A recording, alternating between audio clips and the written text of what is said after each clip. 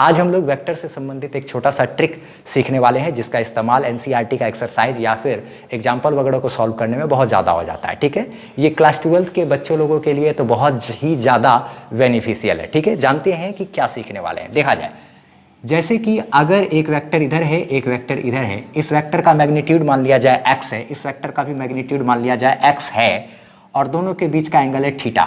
दोनों के बीच का एंगल क्या है? थीटा। कभी भी ऐसा और ऐसा रहे तो जो रिजल्टेंट निकालेंगे हम लोग, तो रिजल्टेंट जानते हैं कि रिजल्टेंट जो आएगा वो दोनों का वो रिजल्ट कहाँ आएगा? एकदम ऐसे बीच में आएगा। लेकिन इस रिजल्टेंट का जो मेनली जो फॉर्मूला होगा, वो फॉर्मूला हमको निकालने के लिए क्या करना पड़ता है? जो बेसिक तरीका है, वो बेसिक तरीका तो ये है, एक्स स्क्वायर प्लस क्या? X square plus 2x into क्या? x इंटू क्या? Cos theta. 2x into x into क्या? Cos theta. ये तो बेसिक तरीका है ना, ये क्या है? बेसिक तरीका है। ठीक, इसी तरीका से हम लोग अगर चाहें तो एक ट्रिक बना सकते हैं। क्या ट्रिक बना सकते हैं? तो देखा जाए जरा सा, इसी चीज को हम लोग क्या करते हैं? एक ट्रिक में कन्वर्ट कर लेते हैं। देखा जाए, जैसे कि ये है एक्स स्क्वायर प्लस ये क्या है? X square plus 2 into x, ये भी क्या हो गया मेरा? 2x स्क्वायर, और ये क्या है? Cos theta. अच्छा, इसको अगर चाहें तो और छोटा तरीका से लिख सकते हैं, एक्स स्क्वायर और एक्स स्क्वायर हो गया ये क्या? 2x स्क्वायर प्लस ये क्या है मेरा? 2x स्क्वायर इंटू क्या है इधर? कॉस थीटा है। ठीक है, ये तो एक्स स्क्वायर 2x स्क्वायर हो गया, और ये क्या है? 2x square. ठीक है, ये कॉस थीटा मेरा ऐसे ही रह गया। अच्छा, 2x स्क्वायर है, दोनों को अगर हम लोग चाहें तो कॉमन निकाल सकते हैं।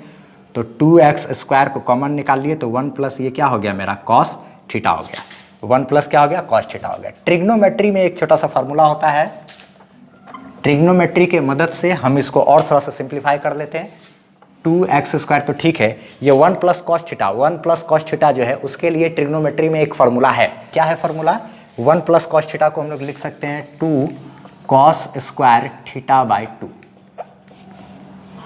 ये हो जाएगा मेरा क्या? 1 प्लस कॉस थीटा को लिख सकते हैं 2 कॉस स्क्वायर थीटा बाय 2। ठीक, उसके बाद देखा जाए, अगर ऐसे लिख सकते हैं तो फिर इसको अब ठीक से लिखेंगे तो क्या हो जाएगा? रूट अंडर 2 इस 2 से मल्टीप्लाई होकर के क्या हो जाएगा? 4। अच्छा, ये क्या है? एक्स स्क्वायर, और इधर क्या है? कॉस स्क्वायर थीटा बाय 2 है। थीटा बाय 2, ये थीटा बाय 2 कहने का मतलब ये हो गया, अगर ये 60 डिग्री है तो ये 60/2 यानी कि क्या? ये मेरा 30 डिग्री होगा टोटल यहाँ पर। ठीक है, अच्छा, अब एक चीज़ देखा जाए, इस रूट को इससे बाहर निकालें तो 4 का रूट क्या होगा? 4 जब बाहर निकलेगा तो क्या बन जाएगा? 2। एक्स स्क्वायर से एक्स स्क्वायर है, उस पर रूट चढ़ा हुआ है, तो स्क्वायर और रूट ये मेरा क्या हो जाएगा? बाहर निकल कर सिर्फ एक्स बचेगा। ये क्या है? कॉस का स्क्वायर है ना, तो स्क्वायर और रूट मेरा क्या हो जाएगा? खत्म हो जाएगा। तो यहाँ पर भी फिर बाहर मेरा क्या निकलेगा? कॉस थीटा बाय 2 होगा ना। इस तरीके से रिजल्टेंट निकालने का, अगर x और x है तो x और x के जगह चाहे तो हम लोग रिजल्टेंट सीधा लिख सकते हैं 2x कॉस थीटा बाई 2। ये मेरा ट्रिक हो गया। ठीक है, अगर हमको सिंपली अगर करना हो कभी भी सॉल्व, जैसे कि ये एक इधर वेक्टर है, एक इधर वेक्टर है, अगर इधर मान लिया जाए ये क्या है?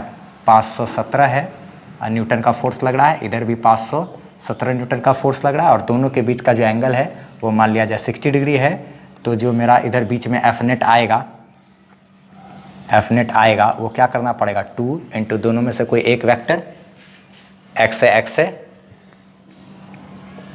इंटू क्या? कॉस थीटा बाई 2, यानी कि कॉस थीटा बाई 2 यानी कि 60/2, यानी कि ये क्या है? 30 डिग्री ना। तो हम लोग लिख सकते हैं 2 इंटू क्या? 517 इंटू क्या? यहाँ पर कॉस 60/2 यानी कि 30 डिग्री, और कॉस 30 डिग्री का वैल्यू होता है कितना? √3/2। तो √3 क्या हो गया? ये 2 से ये 2 क्या हो जाएगा? कैंसिल हो जाएगा। तो जो आंसर आया वो कितना आया? 517√3।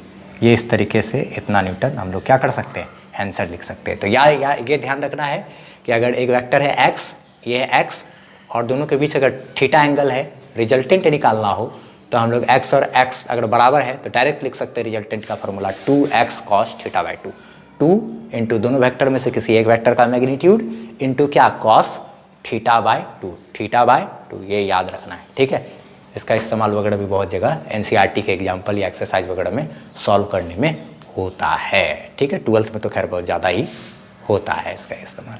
चलिए ठीक है, अब बस इसको इतना ही रहने देते हैं।